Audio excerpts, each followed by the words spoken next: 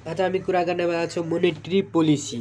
Monetary policy भनेको के हो र यो कसरी वर्क गर्छ र यसले कसरी मनी सप्लाईको जुन कम गर्छ।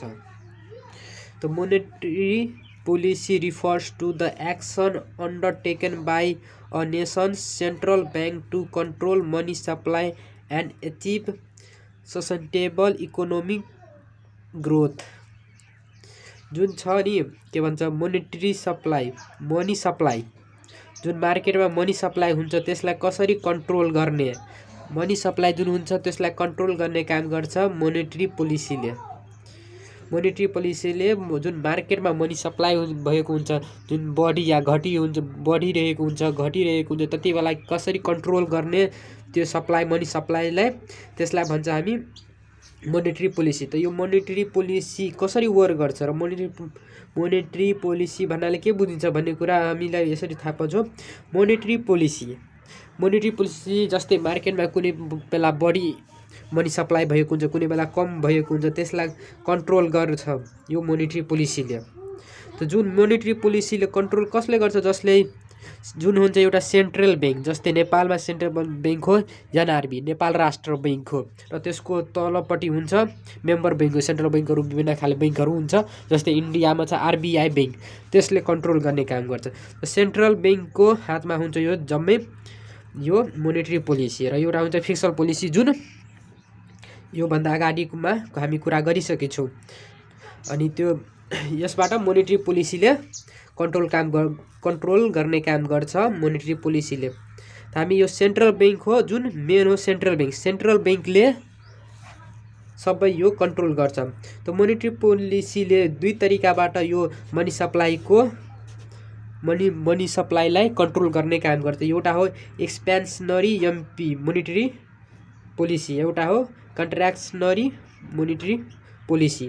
त एक्सपेन्सनरी मोनेटरी पोलिसी भनेको के हो, कुनै बेला जस्तै अब यो मोनेटरी पोलिसी हो नि एक्सपेन्सनरी, यो मार्केटमा थोरै मनी सप्लाई भयो, कम मनी सप्लाई छ, त्यहाँ त्यो मार्केटमा बढी पैसा चाहिन्छ, बढी मनी सप्लाईलाई बढाउनु छ भने कसरी बढाउने, त्यो एक्सपेन्सनरी मोनेटरी पोलिसीले काम गर्छ। त्यो त कसरी वर्क, जस्तै एउटा सेन्ट्रल बैंक हुन्छ, त्यसले आफ्नो तलपट्टिको जुन मेम्बर बैंकहरू सेन्ट्रल बैंकहरू हुन्छ त्यसले लोन दिने काम गर्छ। जुन लोन दिने काम गर्छ, त सपोज जस्तै मार्केटमा पैसा कम भए मनी सप्लाई कम भएमा त्यो सेन्ट्रल बैंक जुन हुन्छ नि त्यसले के गर्छ, इन्ट्रेस्ट रेट हुन्छ, जुन इन्ट्रेस्ट रेट हुन्छ त्यसलाई के गर्छ, कम गरिदिन्छ। जसले गर्दा के हुन्छ, जति मान्छेले इन्भेस्ट गरेको हुन्छ बैंकमा त्यो इन्ट्रेस्ट रेट कम हुन्छ भने त्यो मान्छेहरूले के गर्छ, त्यो बैंकबाट निकालेर पैसा त्यो मार्केटमा लगाउँछ। जस्तै इन्ट्रेस्ट रेट बैंकमा कम भयोमा, सपोज इन्ट्रेस्ट रेट जुन हुन्छ नि त्यो बैंकमा कम दिन थाल्यो, त मान्छेहरूले के गर्छ, त्यो बैंकमा इन्भेस्ट कम गर्छ। त्यसले गर्दा के हुन्छ, इन्भेस्टमा कम गर्छ र त्यो बैंकबाट जम्मै निकालेर के गर्छ, आफ्नो मार्केटमा लगाउँछ र मार्केटको मनी सप्लाई बढ्छ। त्यो बोन्ड र सिक्युरिटिजले यो सेन्ट्रल बैंकले काम गर्छ, बैंक र सिक्युरिटिज बोन्ड र सिक्युरिटी रेटलाई कम गरिदिन्छ, जसले गर्दाखेरि त्यो जम्मै पैसा त्यो बैंकबाट निकाल्छ र के गर्छ, मार्केटमा इन्भेस्ट गर्छ। त्यो बैंकवालाले त्यो मार्केटमा इन्भेस्ट गर्ने काम गर्छ।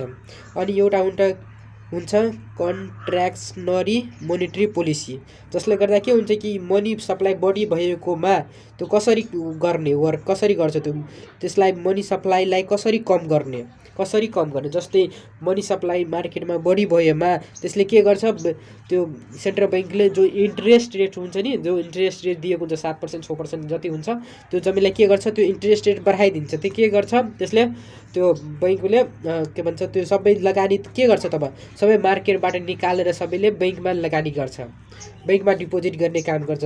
किनभने त्यहाँ के हुन्छ, इन्ट्रेस्ट रेट बढिदिन्छ, त त्यसले जम्मै पैसा बैंकबाट निकालेर के भन्छ मार्केटबाट निकालेर कहाँ डिपोजिट गर्ने काम गर्छ, लगानी गर्छ, सबै बैंकमा तब लगानी गर्न थाल्छ। जसले गर्दा के हुन्छ मार्केटमा मार्केटमा मनी सप्लाई कम हुँदै जान्छ, यसरी वर्क गर्छ। त्यसको टुल्स के हो, यसको टुल्स हो। यसले यो कसरी काम, यो विभिन्न 3 तरिकाले काम गर्छ, जसबाट धेरै तरिकाले पनि काम गर्छ, तर मेन हो तीनवटा मेथड हो, जुन हो ओपन मार्केट ओपरेसन, एउटा हो रिजर्भ रिक्वायरमेन्ट, एउटा हो डिस्काउन्ट रेट जसलाई इन्ट्रेस्ट रेट पनि भन्न गरिन्छ।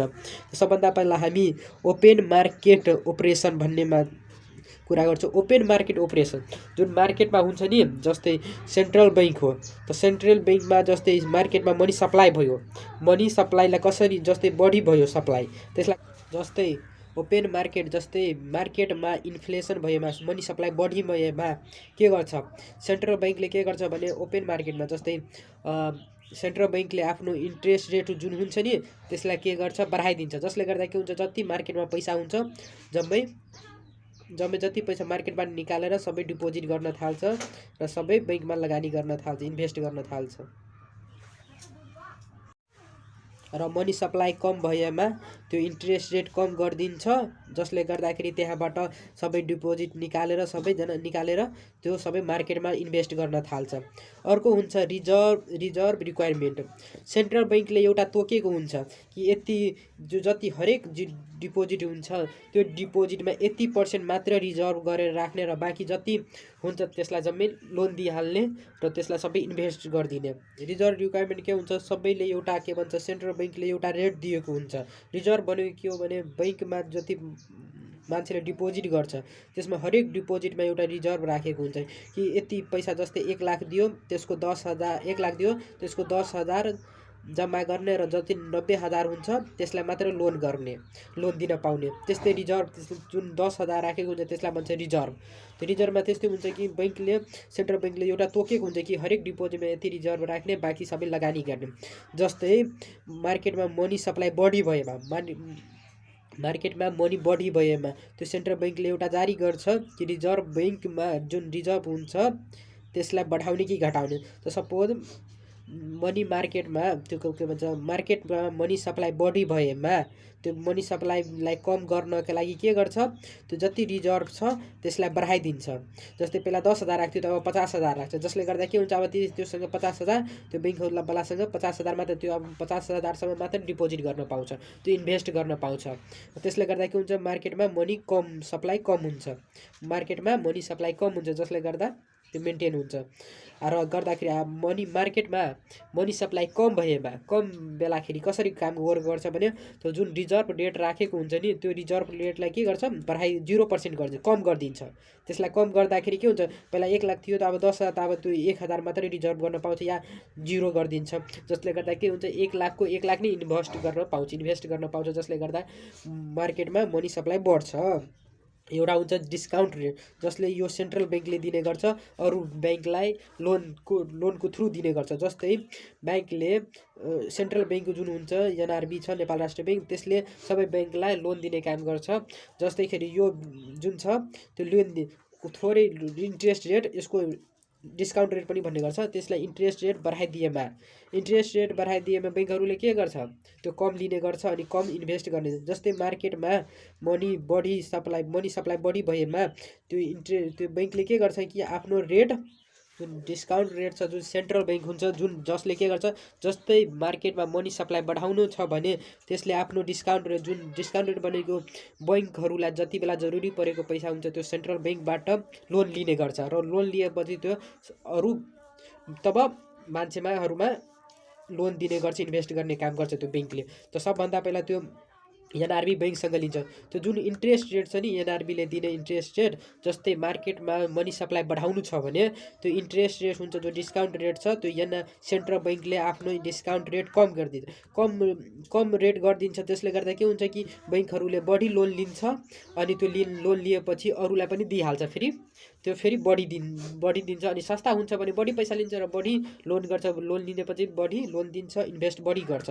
र मनी सप्लाई जब घटाउने हुन्छ त्यति बेला के गर्छ, त्यसले सेन्ट्रल बैंकले आफ्नो डिस्काउन्ट रेटलाई बढाइदिएपछि के हुन्छ कि सेन्ट्रल बैंकहरूले लिन पाउँदैन, त्यति बढी इन्ट्रेस्ट लिन्छ भने कम लिन्छ पैसा, जसले गर्दाखेरि बढी मार्केटमा पैसा जाँदैन, त्यसले के हुन्छ, मेन्टेन हुन्छ।